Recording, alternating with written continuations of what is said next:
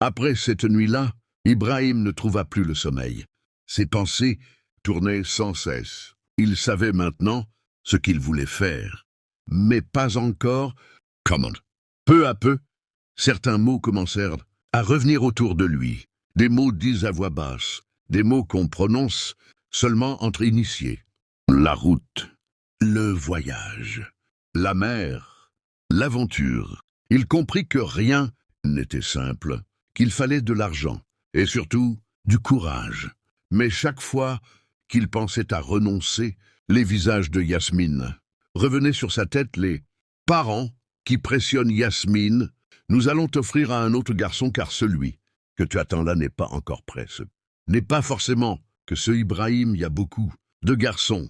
Et n'oublie pas, tu grandis en âge. Et de sa mère qui vieillisse sans cesse, sa mère n'a personne sur qui compter. Ibrahim n'a rien à offrir, alors il doit se dépêcher. Même la pression devient urgente chez Ibrahim. Il comprit alors que ce voyage, c'était une aventure. C'était un pari sur la vie. Ce jour-là, Ibrahim donna son numéro, écouta attentivement, et sans le dire à personne, il fit le premier pas. Vers l'inconnu, Ibrahim retrouva Yasmine. Comme d'habitude, ils s'assirent côte à côte. Mais quelque chose était différent. Ibrahim parlait moins, son regard fuyait parfois. Yasmine le sentit immédiatement. Elle le connaissait trop bien. Elle lui demanda doucement s'il allait bien. Ibrahim hésita, une seconde. Puis il répondit que oui. Il parla de voyage, de la mer, l'aventure, d'un avenir. Yasmine l'écoutait. Elle demanda quoi. Mais tu es bien là?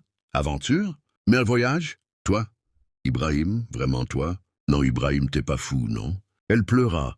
Elle pensa aux nuits sans nouvelles, aux bateaux surchargés, à la mer imprévisible qui avale des vies sans laisser de traces. La peur envahit son regard. Tu vas mourir, c'est risqué. Y va pas, ne me fais pas ça, s'il te plaît. Ibrahim, surpris de la réaction de Yasmine, il lui expliqua qu'il n'avait pas le choix, que rester signifiait s'enfoncer un peu plus chaque jour. Il lui promit qu'il ferait attention, qu'il choisirait le bon moment, le bon bateau, même s'il savait que ces mots ne pouvaient jamais vraiment rassurer. Il parla d'espoir, d'un avenir meilleur, de la possibilité de revenir un jour pour elle. Derrière ses paroles se cachait sa propre peur et ses doutes, mais il les étouffait pour la protéger. Il voulait qu'elle comprenne que ce départ n'était pas un abandon, mais un sacrifice, fait par amour et par nécessité. Mais son cœur battait trop fort. Deux cœurs liés, deux vérités différentes. Ce jour-là, la distance